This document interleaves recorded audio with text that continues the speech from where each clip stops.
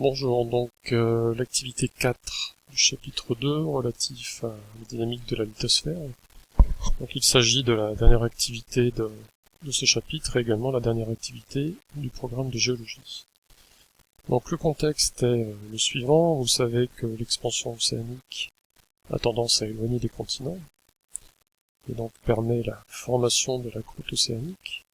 Là on est dans un contexte de subduction.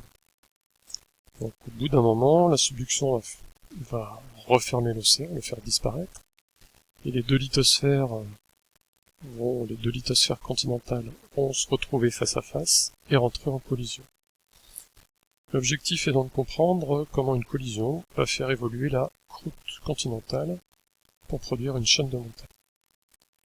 Donc premier des deux objectifs, il s'agit pour vous de calculer la profondeur du Moho à partir de l'étude des ondes sismiques qui sont réfléchies au niveau de la discontinuité du Moho, et ceci dans des zones dont l'altitude est différente.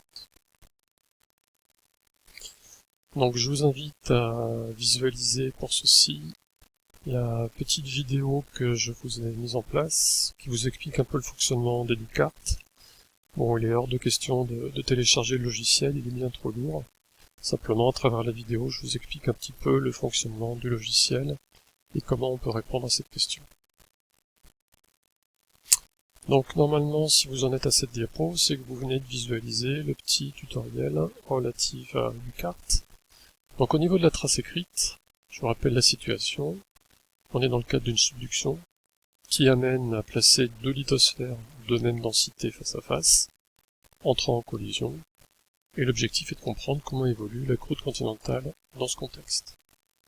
Donc qu'observe-t-on? Que dans une chaîne de montagnes, la profondeur du Moho augmente avec l'altitude à laquelle on se situe. Donc on rappelle en effet qu'à une altitude de 0, le Moho est environ 27 km, et que plus l'altitude à laquelle on se situe, plus le Moho est profond. Donc le Moho, on rappelle que c'est ce qui délimite la croûte du manteau. On peut donc en déduire que la collision, finalement, est à l'origine d'un épaississement de la croûte continentale. Donc l'évolution de la croûte continentale dans un contexte de collision, c'est un épaississement. Deuxième et dernier objectif, à partir du Padlet que vous trouverez sur le site, je l'ai intégré, l'objectif est d'identifier parmi les paysages proposés les marqueurs de la collision. Donc vous pouvez, sur le Padlet, lire au préalable ce document qui vous précise les structures tectoniques et essayer d'identifier les trois photos qui sont là. Essayez de savoir un petit peu à quelle structure tectonique elles correspondent. Dans votre travail, la lecture de ce document et l'identification de ces structures sur ces trois documents. Inutile de s'intéresser à ces deux photos. On s'intéresse donc aux structures tectoniques. Donc la tectonique, qu'est-ce que c'est? C'est un domaine de la géologie qui étudie les déformations qui peuvent affecter les roches. Premier type de déformation, des déformations souples. Donc ici, que visualise-t-on? Tout simplement des plis. Vous avez des plis qui se forment dans un contexte de compression. Ici également une faille. Donc en fait, ce document correspondait à un pli-faille. Voilà, vous avez de la végétation ici pour vous donner une échelle. Deuxième exemple, donc là, à notre échelle, vous avez ici une structure qui correspond à une faille. Avec des couches sédimentaires, on constate que la couche qui est ici et celle-ci correspondent en fait au même niveau. Donc il y a eu un décalage. Alors s'agit-il d'une faille inverse ou d'une faille normale? Alors, deux failles possibles, donc exemple de la faille normale. Donc voilà un bloc. Au départ, on a une sédimentation avec des couches les unes sur les autres. Donc là, on imagine que cette couche-là est plus récente que cette couche, elle-même plus récente que celle-ci. Donc si on est dans un contexte d'extension, c'est ce qu'on a vu au niveau d'une dorsale, on constate la chose suivante. Donc un abaissement du bloc, on a ce qu'on appelle un bloc basculé, et la mise en place d'une faille normale. Dans le cas d'une faille inverse, donc toujours au départ notre bloc avec une superposition des différentes couches sédimentaires, on est cette fois-ci dans un régime de compression. Donc c'est ce qui nous intéresse ici, où cette fois-ci c'est le bloc qui va passer par-dessus le bloc de gauche.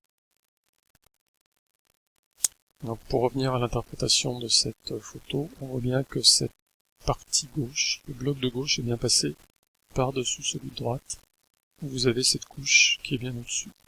Donc il s'agit en fait d'une faille inverse. Dernière structure tectonique possible, on est, je vous rappelle, dans un contexte de collision, les flèches pour l'illustrer, où ici on a ce qu'on appelle une nappe de charriage. Donc on a un chevauchement, et là vous avez donc des sédiments sur plusieurs kilomètres, qui se déplacent, mais qui se déplacent pas sur quelques mètres, ou sur quelques centimètres comme ici, mais qui se déplacent sur des dizaines, voire des centaines de kilomètres.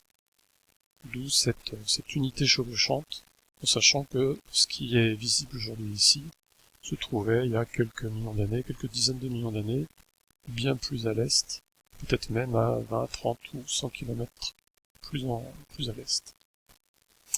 Donc c'est ce qu'on peut visualiser.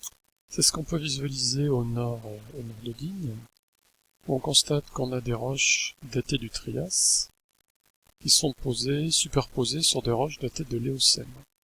Donc en fait, vous avez des roches d'environ 245 millions d'années, qui sont déposées sur des roches de 53 à 34 millions d'années. Donc pour expliquer que des roches plus anciennes se trouvent sur des roches plus récentes, on ne peut l'expliquer en effet que par un chevauchement. Donc un charriage, un déplacement d'une unité importante de sédiments sur des kilomètres, et qui se sont déposés sur des roches plus récentes. Alors on observe l'équivalent sur cette figure au niveau du massif du Quai-de-Vie. Donc pour la trace écrite, dans les chaînes de montagne, les marqueurs de la collision sont des plis failles, des failles inverses et des nappes de charriage. Deuxième production attendue, il s'agissait de montrer par des mesures que l'épaisseur de la croûte résulte d'un raccourcissement et d'un empilement des matériaux lithosphériques, quand on est dans un contexte de collision. Donc pour ça, vous avez besoin du logiciel Mesurim. Bon, vous n'allez pas le télécharger, je vous en donne tout de suite les résultats. Donc à l'aide du logiciel Mesurim, l'objectif est de mesurer la longueur d'une couche sédimentaire, ainsi que son épaisseur avant la déformation, et de faire la même chose après déformation tectonique. On arrive ainsi avec le logiciel à mesurer la longueur avant la déformation. Donc là, avec l'échelle, on arrive à interpréter à peu près une épaisseur de 6,12 m.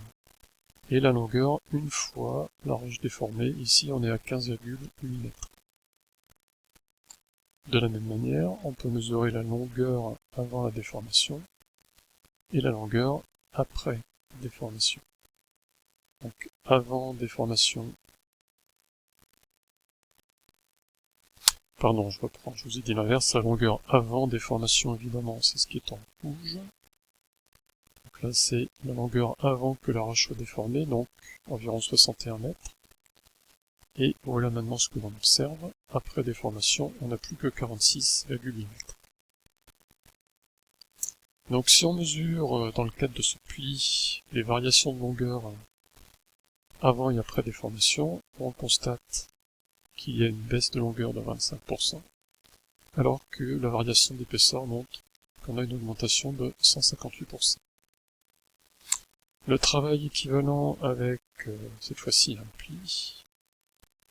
avec une faille inverse, nous permet de montrer qu'il y a également une diminution de longueur et une augmentation de l'épaisseur.